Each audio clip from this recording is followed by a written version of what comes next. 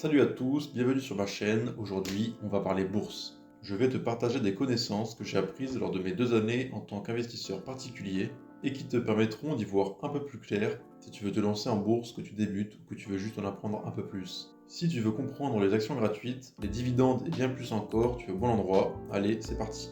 Partie 1, les actions gratuites. Alors c'est quoi une action gratuite? Eh bien ce sont des actions que les entreprises distribuent gratuitement à leurs actionnaires. Pourquoi elles font ça? Pour les récompenser de leur fidélité et les inciter à rester. Imagine que tu as des actions de l'entreprise, que du jour au lendemain, tu en reçois une comme ça, sans rien débourser. Génial, non? Mais attention, ce ne sont pas des actions que l'entreprise avait déjà en réserve.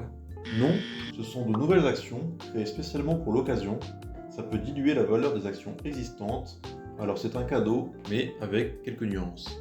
Par exemple, les entreprises Interparfums et Air Liquide ont décidé de distribuer des actions gratuites à leurs actionnaires pour les remercier de leur fidélité. Une action gratuite pour 10 détenus, soit un rendement de 10% par an. Interparfums en distribue de façon ininterrompue depuis 25 ans. Observons sur ces 3 dernières années l'impact de la distribution d'actions gratuites sur la dilution du prix de l'action. Et voyons si cela est vraiment intéressant pour l'actionnaire. Regardons les graphiques d'Interparfums sur les 3 dernières années et regardons le comportement après la distribution des actions. Pour l'année 2023, il y a eu une baisse de l'ordre de 5% entre la veille et le jour de distribution, ce qui est moins important que les 10% de gains, entre guillemets, engendrés par l'action gratuite. Et de plus, on voit par la suite que l'action remonte quelques jours après. En 2022, la distribution est arrivée pendant un mouvement haussier et n'a pas l'air de l'avoir ralenti.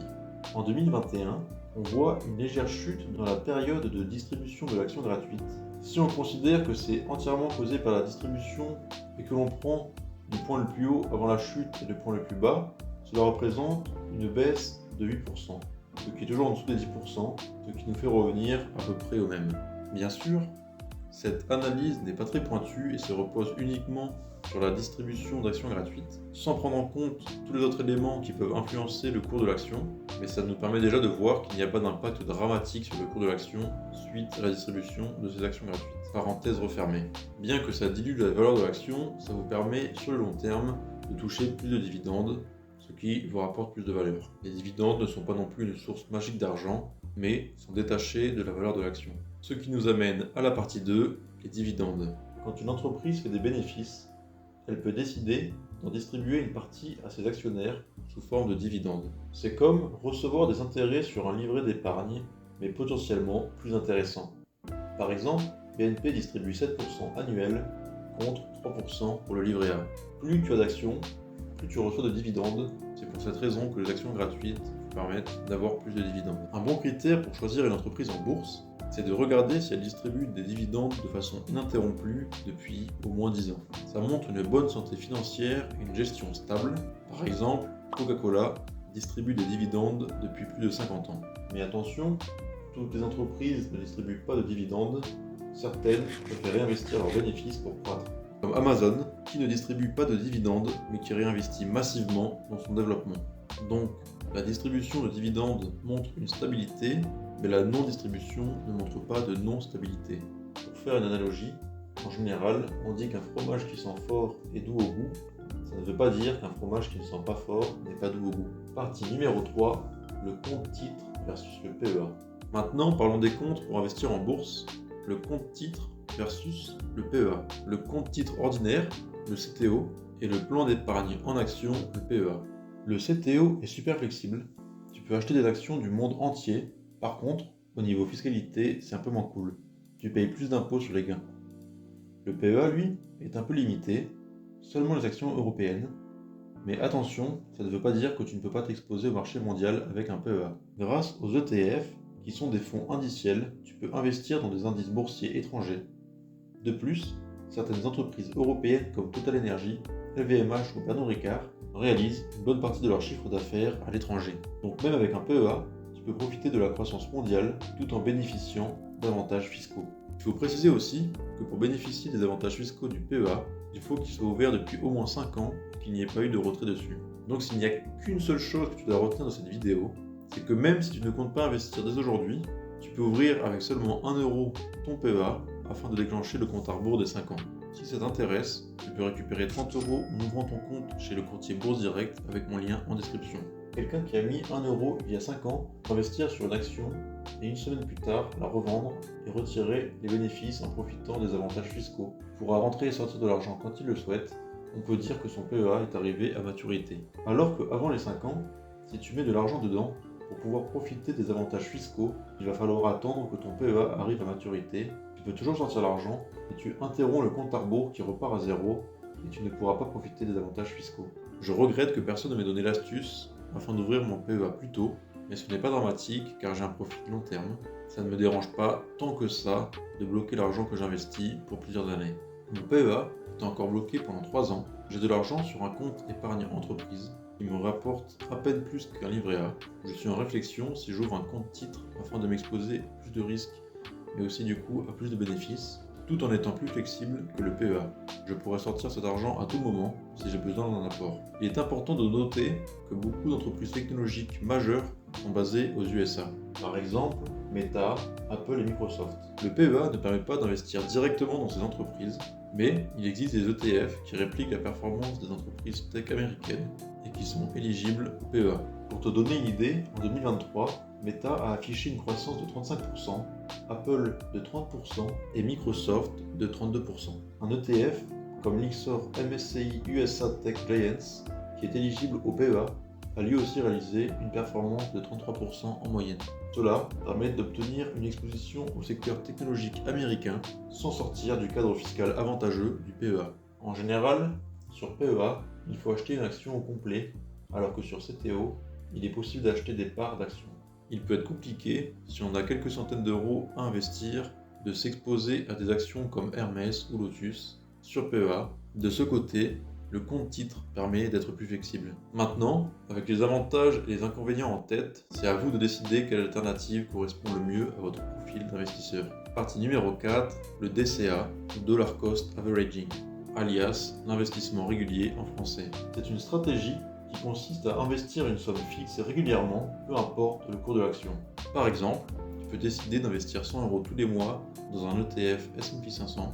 Tu vas savoir ce qui est le mieux entre investir toutes les semaines, toutes les 2 semaines ou tous les mois. Plus tu investis souvent, plus tu lisses la fluctuation des marchés. Ça réduit le risque d'acheter au mauvais moment. Donc si tu investis toutes les semaines, c'est plus régulier, mais attention aux frais qui peuvent vite s'accumuler. Parfois, investir tous les mois peut être un bon compromis. Dans une prochaine vidéo, je vais comparer plusieurs scénarios dans lesquels je vais séparer différemment les investissements réguliers dans le S&P 500 sur une période de 1 an afin de savoir quelle stratégie est la plus performante. Si ça t'intéresse, mets un like pour me le faire savoir. Et si tu veux plus d'infos sur le DCA, j'en parle plus longuement dans la vidéo « Faut-il acheter la chute ?» Notion numéro 5, la diversification. Ça consiste en quoi? C'est simple, ne mets pas tous tes œufs dans le même panier. Investir dans plusieurs entreprises, voire plusieurs secteurs, c'est réduire les risques. Si une entreprise se plante, t'as les autres pour compenser. C'est comme avoir un mix de fruits dans ton panier. Si une banane est pourrie, tu as toujours les pommes et les raisins pour te rattraper. En bourse, c'est pareil. Je te recommande d'investir dans différentes entreprises et secteurs. Pour le prochain concept, voyons un outil intéressant pour la diversification. Notion numéro 6, les ETF, Exchange Traded Funds. Les ETF, ou fonds indiciels cotés, sont un excellent moyen de diversifier ton portefeuille. Un ETF regroupe plusieurs actions et les suit comme un indice boursier. Par exemple, un ETF S&P 500 suit les 500 plus grandes entreprises américaines. C'est pratique parce que tu peux investir dans un large éventail d'entreprises avec un seul achat. Et c'est souvent moins coûteux que d'acheter toutes les actions individuelles. Segment numéro 7, les actions à dividendes croissants. Ce sont des actions d'entreprise qui augmentent régulièrement leurs dividendes. Par exemple, Johnson & Johnson a augmenté ses dividendes tous les ans depuis plus de 50 ans. Ces entreprises sont souvent considérées comme des valeurs sûres car elles montrent une capacité à générer des revenus stables et à les partager avec leurs actionnaires. Notion numéro 8, les actions de croissance. Les actions de croissance sont des actions d'entreprise qui réinvestissent leurs bénéfices dans leur croissance pour croître rapidement. Par exemple, Tesla et comme évoqué plus tôt Amazon sont des actions de croissance. Elles ne versent pas de dividendes, mais leur valeur peut augmenter rapidement si leur croissance se poursuit. Investir dans des actions de croissance peut être plus risqué, mais aussi plus lucratif si tu choisis les bonnes entreprises. Notion numéro 9, le PE ratio, Price to Earning Ratio.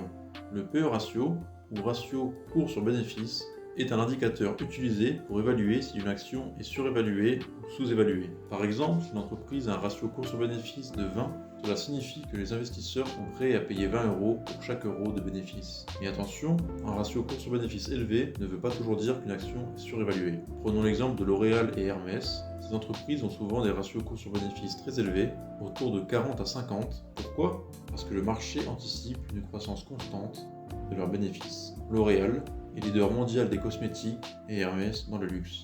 Deux secteurs où les marges sont élevées et la demande est en croissance constante. Il n'est pas rare pour l'entreprise L'Oréal par exemple que ses résultats dépassent les prévisions.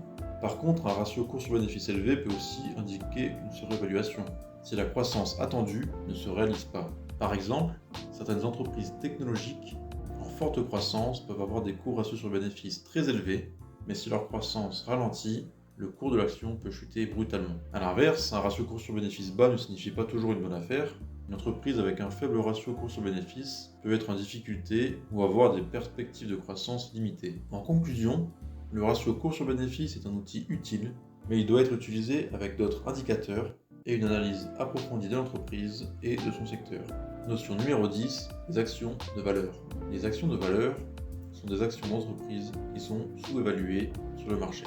Elles ont généralement un cours ratio sur bénéfice faible et distribuent des dividendes. Par exemple, Berkshire Hathaway est souvent considéré comme une action de valeur. C'est le fonds généré par Warren Buffett, un des investisseurs les plus prolifiques de notre époque. Investir dans des actions de valeur peut être une bonne stratégie à long terme, car ces actions ont le potentiel de croître à mesure que le marché réalise leur vraie valeur. Par contre, je vous préviens, Berkshire Hathaway n'est pas éligible au PEA, et même si c'était le cas, comme vu plus tôt, pour acheter l'action sur PEA, il faut l'acheter au complet. Il faudra alors débourser la coquette somme de 630 000 $ pour pouvoir se procurer cette action, ce qui pour ma part est un peu trop élevé. Je ne sais pas pour vous, mais c'est au-dessus de mes moyens.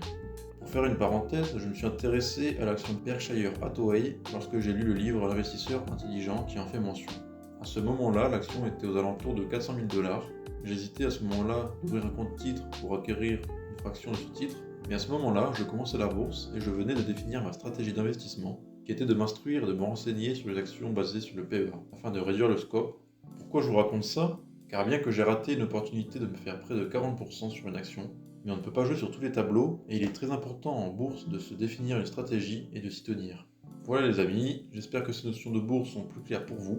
Tout ça peut paraître compliqué au début, mais vous verrez, avec le temps, c'est pas sorcier. Si vous avez des questions, mettez-les en commentaire, je me ferai un plaisir d'y répondre. Et si cette vidéo vous a plu, n'oubliez pas de liker et de vous abonner. A bientôt pour une nouvelle. Ciao ciao.